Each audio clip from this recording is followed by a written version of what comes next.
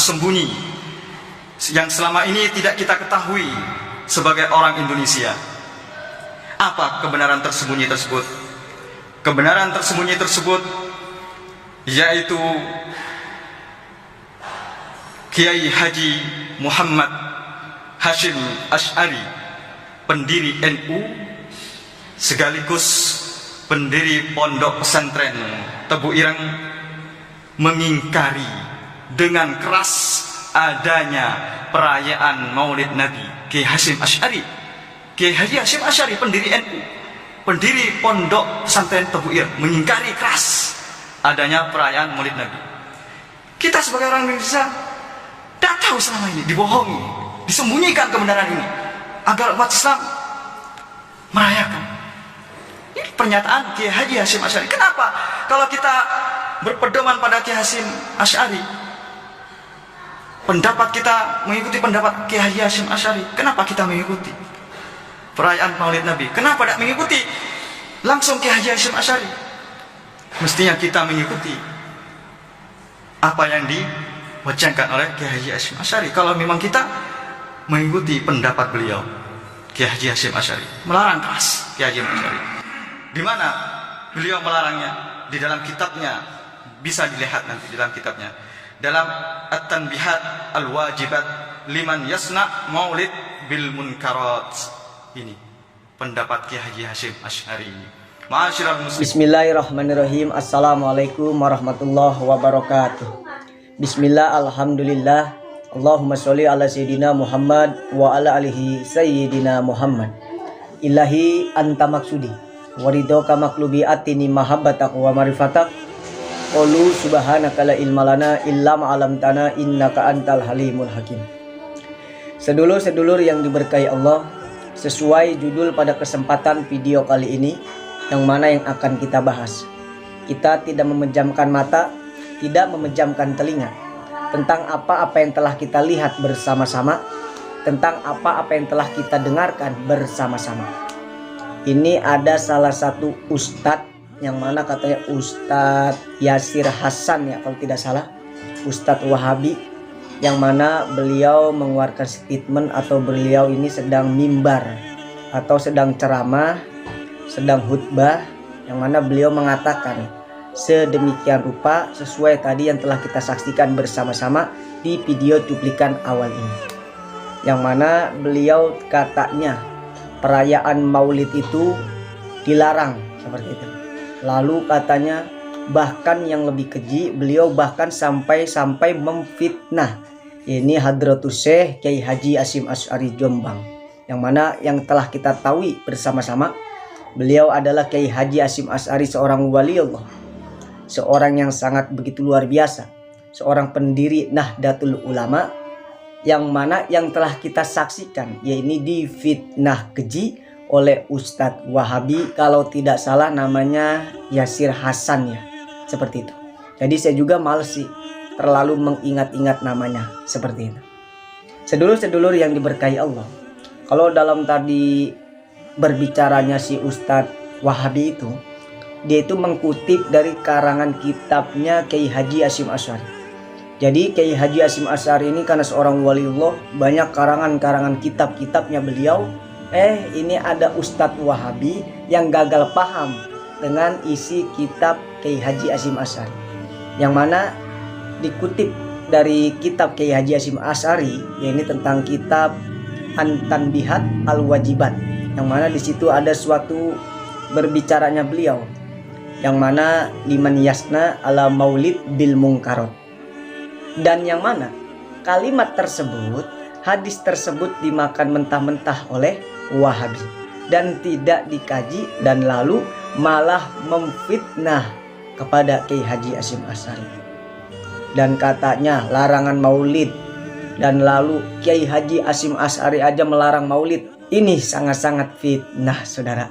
Masya Allah, ini ustadz-ustadz ini tidak berkompeten dalam berbicara, tidak berkompeten dalam keilmuan, ya. Jadi seperti ini, ketika ada suatu hadis atau suatu karangan kitab, dia gagal mencernai, lalu dia langsung berbicara saja, gagal paham, dan bahkan seperti inilah yang terjadi.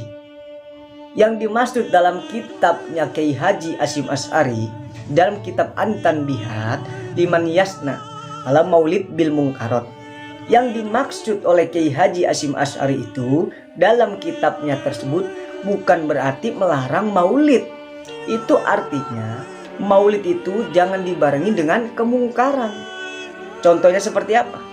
Kan sekarang kan kita banyak menyaksikan bersama-sama, karena dengan adanya media kita jadi serba tahu tentang kita pernah melihat bersama-sama. Bahkan kalau tidak salah saya pun di konten ini pernah mengupload ada seorang maulid, ada peringatan acara maulid, lalu diisi dengan kayak perempuan-perempuan yang pakaian bajunya ketat, lalu dia itu joget-joget TikTok seperti itu di hari peringatan maulid. Itu kan termasuk tidak dibolehkan maulid yang diisi dengan kemungkaran.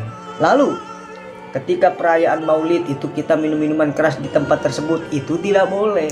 Maksud dalam karangan kitab Kiai Hasyim Asy'ari itu seperti itu. Ustadz Wahabi, kamu jangan gagal paham. Bukan berarti Kiai Haji Hasyim Asy'ari itu melarang maulid. Tidak, saudara. Ini ustadz-ustadz Wahabi ini orang-orang yang so iye, orang-orang yang so pinter.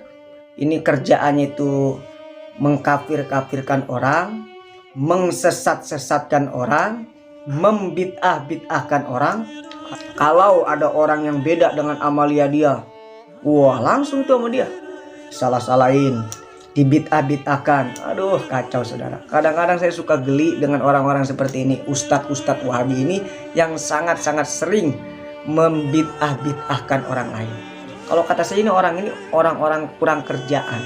Orang-orang ini mau memperingati acara maulid baginda Nabi besar Muhammad SAW. Ini malah dilarang-larang seperti itu. Ini kan kekurangan kerjaan, saudara. Kalau emang dia mau memberantas seperti itu, jangan orang yang mau niat untuk beribadah. Kalau dia mau mencegah kemungkaran, jangan orang mau merayakan hari kelahiran Rasul itu malah dicegah-cegah. Kalau kamu ingin mencegah seseorang, cegahlah orang-orang yang buat mungkar, cegahlah orang-orang yang buat maksiat, ajaklah orang-orang agar hijrah di jalan Allah, cegahlah orang-orang yang menistakan agama. Saya pikir itu lebih bermanfaat dan lebih berpositif daripada membid'ah-bid'ahkan amaliyah orang lain, mensalah-salahkan orang lain. Orang mau ngadain acara maulid malah disalah-salahkan, yang lebih parah malah memfitnah keji kepada Kiai Haji Hasyim Asy'ari, saudara. Sedulur-sedulur yang diberkahi Allah, beginilah ketika ada seseorang yang belum berkompeten dalam keilmuan, belum berkompeten dalam hal apapun, itu telah dikasih panggung, telah dikasih mimbar, telah dikasih berbicara. Jadi seperti ini. Kalau kita belum berkompeten dengan berbicara, belum berkompeten dengan keilmuan, jangan sekali-kali kita berbicara ataupun ceramah, apalagi di halayak umat. Nanti bisa kita ini menjadi celaka tentang apa yang telah kita ucapkan. Kalau misalkan orang tersebut malah terbawa dengan alurnya, malah seakan-akan terbawa dengan fitnah tersebut, wah ini bahaya, saudara. Maka dari itu, sebelum naik mimbar, sebelum berceramah di panggung-panggung, perbaiki dululah tentang keilmuannya, tentang hadis-hadisnya. Lebih utama lagi ketika orang tersebut mempunyai guru pembimbing yang baik, keilmuannya telah baik. Kan kadang-kadang kalau Ustadz Wahabi seperti ini kan langsung naik mimbar, langsung ceramah. Wah ini bahaya ceramahnya. Kalau ceramahnya tidak membahayakan sih tidak jadi masalah. Kalau isi ceramahnya tidak menyesat-nyesatkan orang, tidak membid'ah-bid'ahkan orang, tidak menyalah-nyalahkan amaliyah orang lain, itu tidak jadi masalah. Ini ketika ceramah, apalagi isinya itu fitnah keji kepada seorang wali Allah, apalagi langsung membid'ah-bid'ahkan, malah mencegah orang untuk merayakan acara peringatan maulid, ini bahaya, saudara. Sedulur-sedulur yang diberkahi Allah, semoga Ustadz Wahabi ini segera diberi hidayah oleh Yang Maha Kuasa. Saya yakin ketika Ustadz Wahabi ini diberikan hidayah oleh Allah, maka dia mulut dan hatinya akan tergerak, akan meminta maaf karena telah memfitnah kepada Kiai Haji Hasyim Asy'ari, dan dia telah tidak paham dengan isi kitab tersebut yang dikarang oleh Kiai Haji Hasyim Asy'ari. Kalau dia diberi hidayah, saya yakin pasti dia akan meminta maaf tentang apa-apa yang telah dia keluarkan dari lisan dia. Akan tetapi ketika ia tidak diberikan hidayah oleh Yang Maha Kuasa, maka mulutnya akan dibungkam, hatinya akan dibungkam, dan dia akan merasa dirinya yang paling benar. Na'udzubillah summa na'udzubillah. Semoga apa yang saya sampaikan bermanfaat. Ihdinas siratal mustaqim. Assalamualaikum warahmatullahi wabarakatuh.